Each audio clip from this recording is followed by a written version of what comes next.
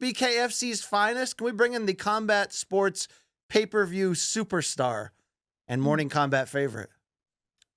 That is. There he is. Holy shit. A platinum appearance. But, Mike, we had to drop everything. Mike Perry can't wait to talk to you because Red Panty Night, Mike, get it fired up in the Perry household. July 20th, the Zone pay-per-view.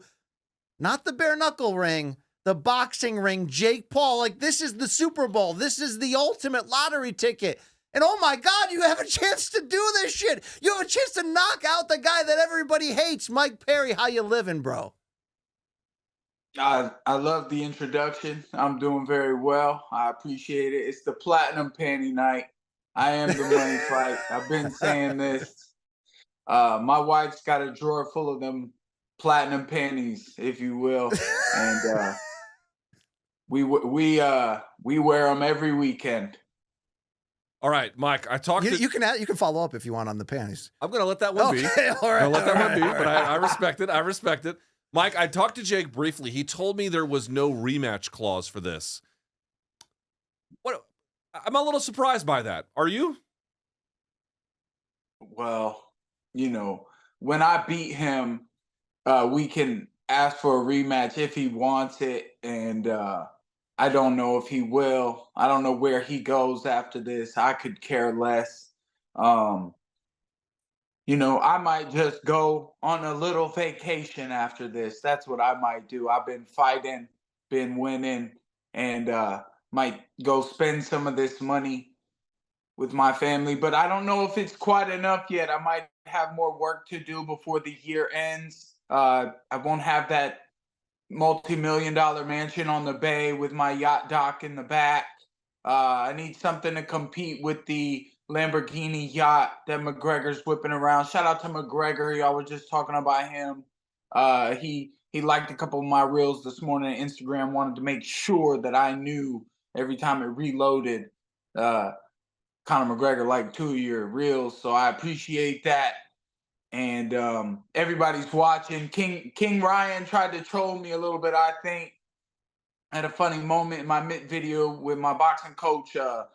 He asked real quick for a quick flip and left, and my left missed a little bit. And I think Ryan was trolling me a little bit on that missed left hook. But if it works, don't fix it.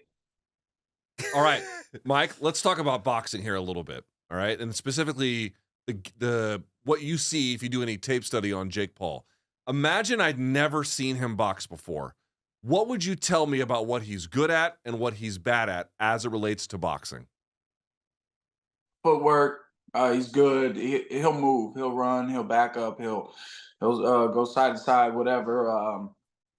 And I'm interested because in the last 2 boxing matches he did put pressure on those guys and came forward, but those guys didn't. I don't know if they had anything in their back pocket for him, and I will. And to the mission I've been on since leaving the UFC has been giving the fans the fights they want to see, owing it to myself that, no matter what happens in there, as long as I come forward and I go balls to the wall and I bring it, I can be happy with that.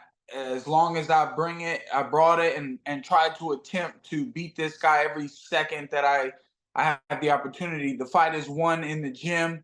So I've been getting my training and just enjoying my life and, making workouts out of it. I had the family on the pontoon yesterday while I was on the kayak. And, my babies, they were all cheering me on while I was paddling down the ocean. And Jake's boxing, I said footwork. He's going to push with the jab. He's going to look to set up that big right hook and or uppercut. And, I'm going to try not to get hit by it, but if he does hit me with it, I will enjoy it thoroughly and ask for another. And, I'm going to hit him back. I'm going to hit him and he's not going to like it. I'm going to chase him around the ring. I'll make him tired. Keep that pressure on him. It's, to me in training, it's not about what they do. I don't watch tape. I really don't. Maybe some of my people do. If I watched anything, it would be the highlights of the Tommy Fury versus Jake Paul fight where Tommy Fury beat him, and it was a close fight, but Tommy Fury beat him, and it seemed a little amateurish, that fight there. And Tommy's defense wasn't great. He got hit a couple times, but he took them shots well. I believe I will take them even better and land better shots back. Tommy boxed him. He backed up and moved, and we'll see depending on my speed and my footwork on that night. But I'm looking to come forward, cut angles, get to the side, and then punch him straight down the pipe. It's about what I do, not what he does. Yeah, fair enough. If I may, Mike, I wonder what you make of this. Like, I feel like one huge difference between you guys, and I'm glad you brought the Tommy Fury fight up, which is if you watch that Tommy Fury fight, he gets hit a little bit, Jake does, and then kind of gets rattled, right? He doesn't keep the same game, and he kind of, like, he takes bigger risks, and he's lunging further, and he's looking down more and whatnot. Whereas with you, there's been times where you get hit, and there's no difference in your demeanor. There's no difference in how you look at the fight. Do you notice that as well from him?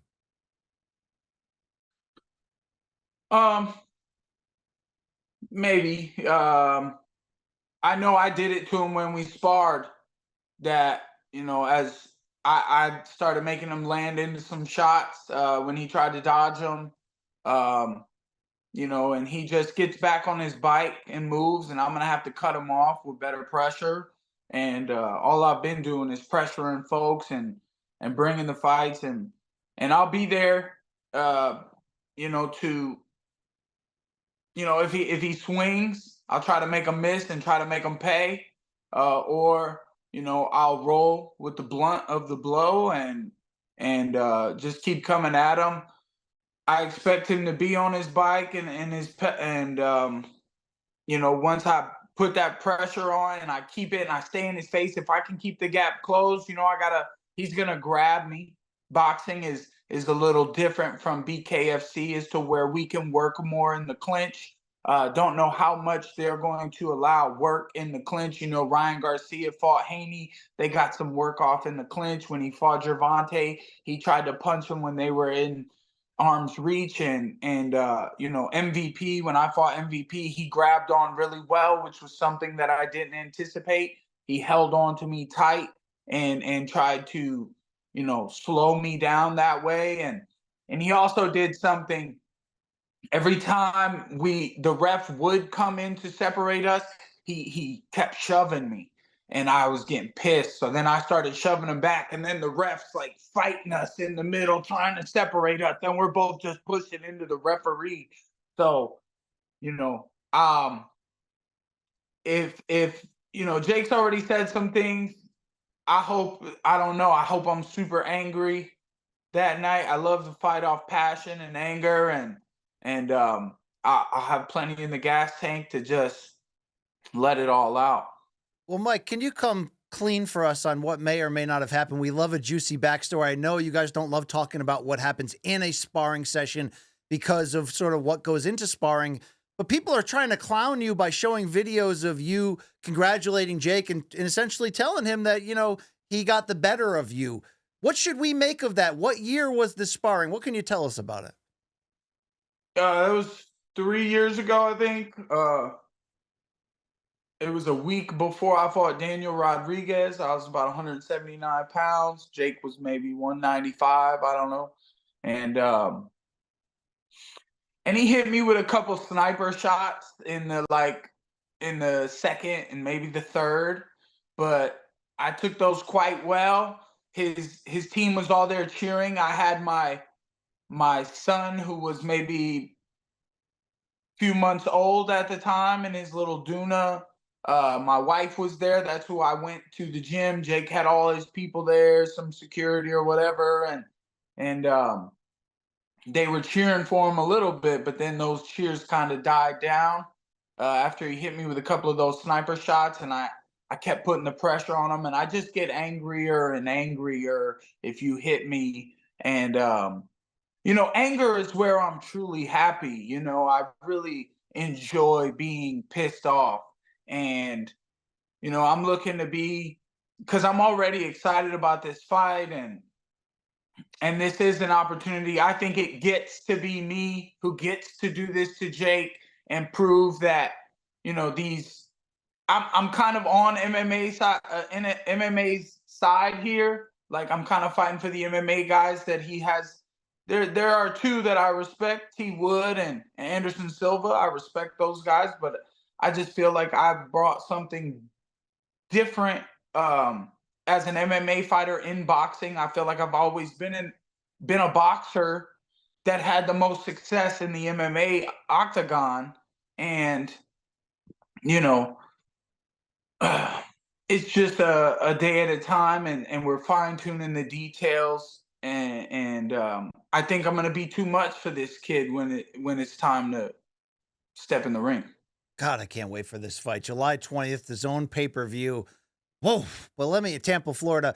What about the BKFC factor? You've got the King of Violence championship over your shoulder, some other memorabilia behind you. You're the face of a burgeoning combat sports pay-per-view promotion at the moment.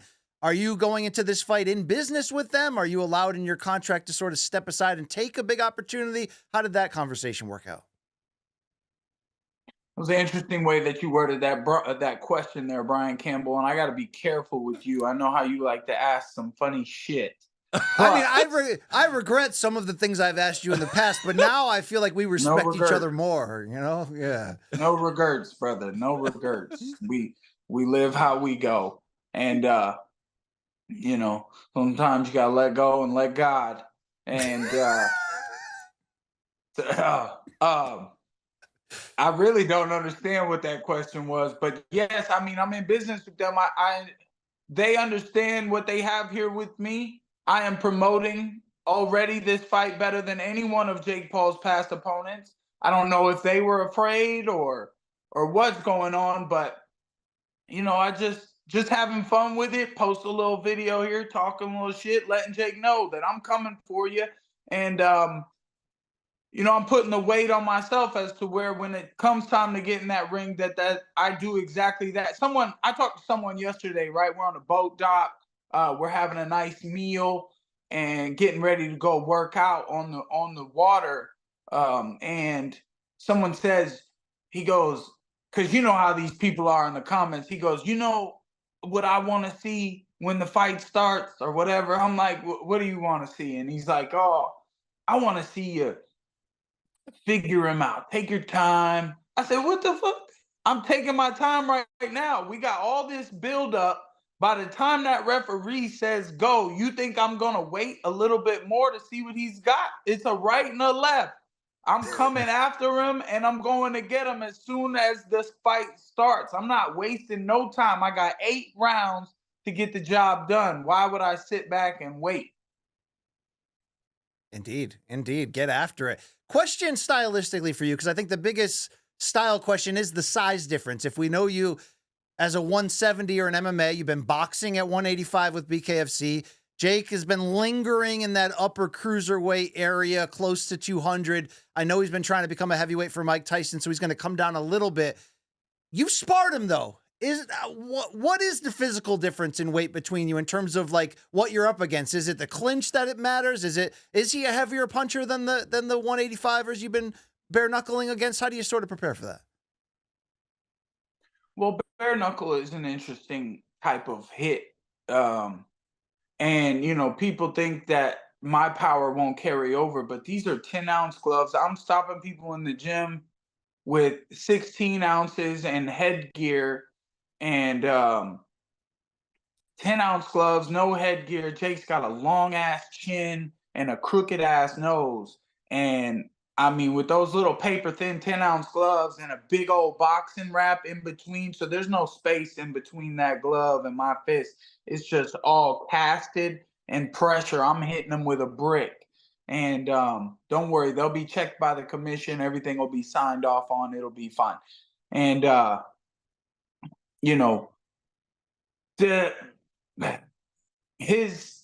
gotta watch out for his punches too. You can hit a little harder with a boxing glove rather than bare knuckle, but I don't know, because I've hit people just fine bare knuckle, knock their teeth out. I've been thinking, with the boxing glove, I'm hoping that I can knock some of those teeth loose on Jake on July 20th on that pay-per-view. So make sure y'all check out the Zone's pay-per-view on July 20th. But um yeah, I just kind of get lost in my head thinking about how I'm gonna punch on him. And that's really I just keep circling back to that. So I kind of forgot what you asked me. I was just talking about the weight, that we can say it's Oh, a the big weight. weight difference. Yeah. Is it an actual major difference for you That's right. strategically? I'm sorry about that. That was my fault. Yeah, I'm not worried about the weight at all. I'm up 200 pounds right now. I think I'm going to continue to grow a little bit. I feel it too when I'm sparring and training. I feel the weight. Like I have tons of energy. I put it on correctly. Um, I might even cut a little bit to get down to 199 for this fight. So I'll be like 205 or so and then cut down to 199. And I put it on really well. Still got my abs and you can see it in my shoulders and my upper back and my upper body. And I'm pushing people around in training. I take the hits like now it's like not even a paper cut. Like it's like a piece of paper got thrown at me. And the way my body weight, just even with a couple of pounds, the way I'm pushing people around, they're getting tired of dealing with the pressure. And I'm just kind of walking around in the ring like I could do it all night long. So, and I don't believe he was 230 ever. We never saw anything where he got, I don't know. I know he posts lots of videos that I don't see, YouTube here or whatever other media platforms that he does have. I just see what I see, but I never saw anything where he got on a scale. They were saying he was 230 going up for the fight. If he was on juice, if he was not on juice, I could care less. And, I think he'll be maybe 212 in the ring with me, and I'll be about 196. And we see what I did to Luke. Luke had 20 pounds on me. I was 188, 189 in the ring with Luke. Luke was 205. So Fair enough. Hey, Mike, sort of a different question here. Like you talked about, like enjoying to compete out of passion and maybe a little bit of anger as well. And I'm wondering about something, which is if you keep on succeeding the way you've succeeded and the money gets bigger and the accolades get bigger and you really begin to build, I mean, you already have, but continue to build a life that you always kind of wanted for yourself. I've seen some fighters, and I'm not saying you're like this as well, but I guess I'm asking. I've seen some fighters go down that path, and they actually win so much that they don't have that kind of anger to compete anymore, and it makes them not compete the same way or not compete at all. So I guess my question is, do you worry about using that as fuel where if you keep winning, it actually undercuts the reason for the fuel being there to begin with? no, I'm pissed all the time, dude, for no reason at all. I'm just fucking pissed. I'm just so pissed off all the time. And I it's a constant battle. Men's mental health awareness. I know Sean Strickland talks about it, and he spars all the time. And I do too, but maybe not as much as Sean. But I like to take breaks. I like to try to go back and be a human being. A father, a husband. You know, I try to have fun with it, make jokes about it, laugh at myself sometimes, and having everything has changed because I do have everything. I am very comfortable, but I like to get down and dirty to the nitty gritty. I like to get back to my roots, and I never forgot where I came from. And um that's kind of the thing I've been thinking about a lot, is like when I was on the MMA Hour and I told Jake, you're going to be terrified. And he kind of backstepped on his own words because he told Ariel, he was like, there's always this feeling on fight night when and he was talking about nerves and being nervous. And then when I said, you're going to be terrified on July 20th, he said, what is there to be afraid of? Well, you tell me why you're always afraid when you're about to step in that ring. You are. And me, it changed from being afraid to just receiving all this greatness and energy and everything. And like my last fight, man, I was so pissed off before I even, like, that morning. And when I went downstairs, I got ready, I went downstairs, I went to grab a bite to eat. I sat down with my wife and I noticed all these people in this hotel lobby, and everyone was leaving me alone. And I knew that they all knew that I was the main event tonight, but they were leaving me alone. And it just made me like grateful. I was happy that everyone came out to support the event and support me and my goals and my journey as being this fighter. And I knew what I was up against, as far as, you know, getting punched in my face bare knuckle. I might get split open. I caught a little cut. I didn't even feel it. You know, the adrenaline that in that ring is such an incredible honor to get to feel that, you know.